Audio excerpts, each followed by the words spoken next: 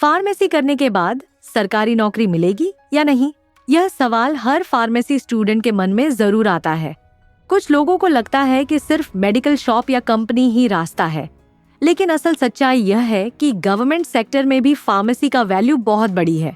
आज मैं आपको बताने वाली हूँ कि फार्मेसी के बाद मिलने वाली सभी सरकारी नौकरियां, जिसको हमने 3 कैटेगरी में डिवाइड किए हैं, ताकि आपको साफ साफ समझ आए कि कौन सी नौकरी आपके लिए सबसे सही है।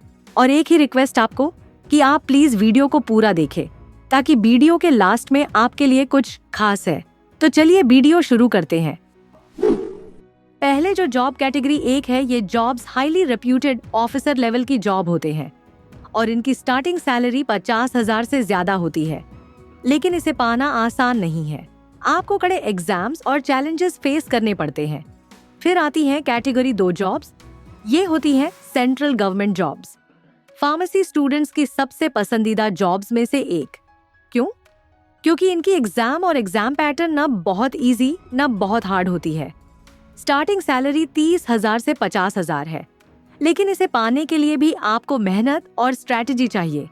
इनके बारे में हम आगे डिटेल में बात करेंगे। और आखिर में कैटेगरी 3 जॉब्स, ये होती है लो सैलरी जॉब्स और मार्केट में थोड़ी रेयर हैं।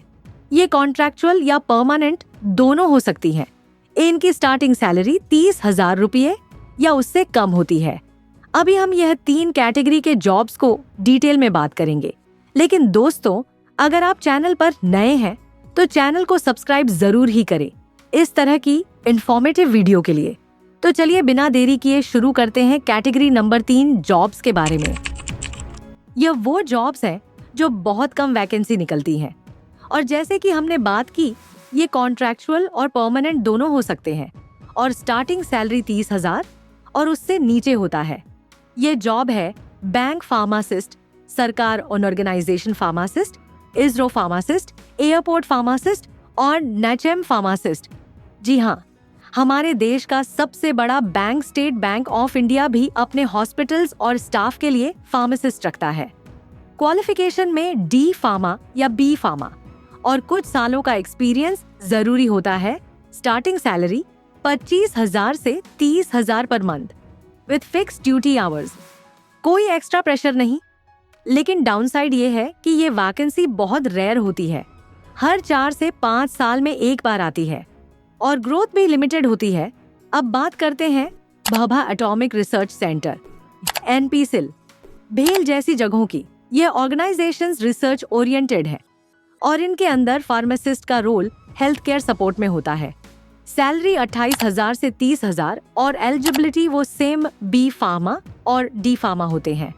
इसमें एक एग्जाम और मेडिकल टेस्ट के द्वारा चयन किया जाता है, लेकिन ये सब ऑर्गेनाइजेशन कॉन्ट्रैक्चुअल बेसिस पे वैकेंसी निकलती है।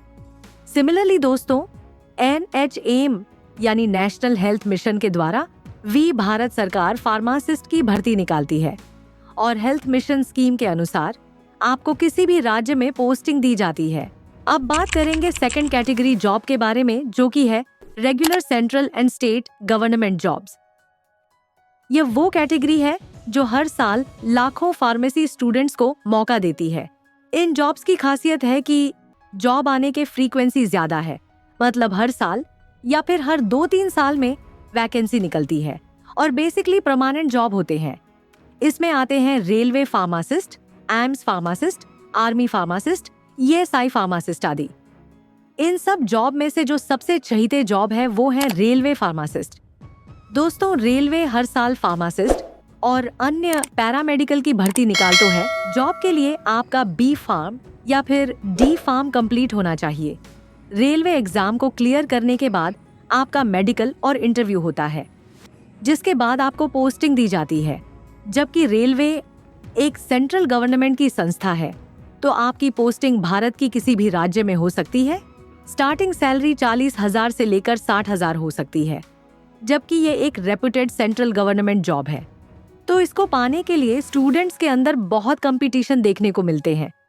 वैसे दोस्तों, रेलवे फार्मासिस्ट के ऊपर हमने ऑलरेडी वीडियो किए हैं, तो आप इसी चैनल में वो वीडियो देख सकते हैं।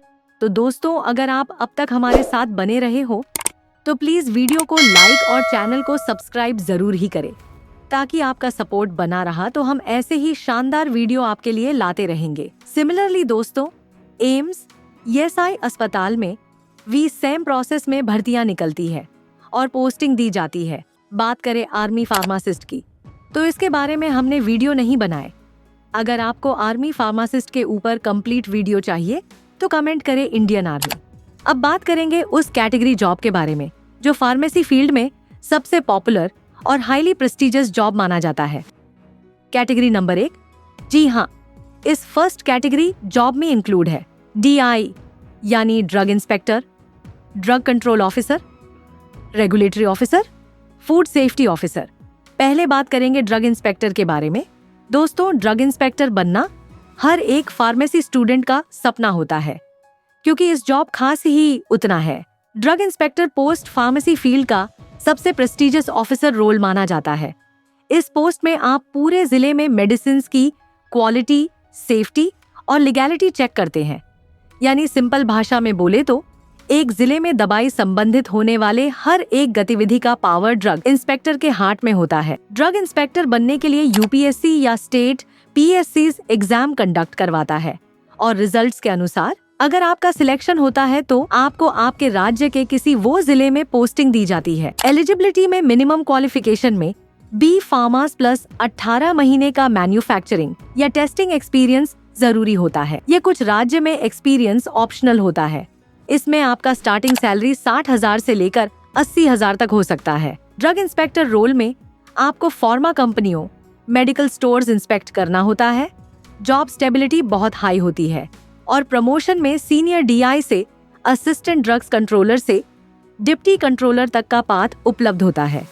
ये जॉब टफ है, कंपटीशन वाली होती है, लेकिन मिलने पर यह किंग ऑफ फार्मेसी जॉब्स कही जाती है। नेक्स्ट जॉब रोल है ड्रग कंट्रोलर या drug control officer. Drug inspector के बाद यह प्रमोशनल पोस्ट होता है। इसे सेंट्रल लेवल ऑफिसर माना जाता है। कुछ राज्य में ड्रग इंस्पेक्टर के बदले ड्रग कंट्रोलर पोस्ट का वैकेंसी निकलती है, जैसे है महाराष्ट्र, राजस्थान, दिल्ली आदि जगह पर ड्रग कंट्रोलर का पद निकलता है। रिक्रूटिंग बॉडी होती है CDSCO यानी central drug standard control organisation. Starting salary 80,000 से लेकर 1 लाख तक पर मंथ हो सकती है। इसके जॉब रोल में आपको national level drug regulation, import export approvals, licence approvals आदि गतिविधि को नियंत्रण करना होता है। नेक्स्ट जॉब रोल है रेगुलेटरी अफेयर्स ऑफिसर या क्वालिटी कंट्रोल ऑफिसर। रेगुलेटरी और क्वालिटी कंट्रोल जॉब भी ऑफिसर लेवल पोस्ट्स की कैटेगरी में आती है। इसमें आपको सेंट्रल डिपार्टमेंट्स जैसे कि CDSSO, central drug testing laboratories आदि जगह पर पोस्टिंग दी जाती है।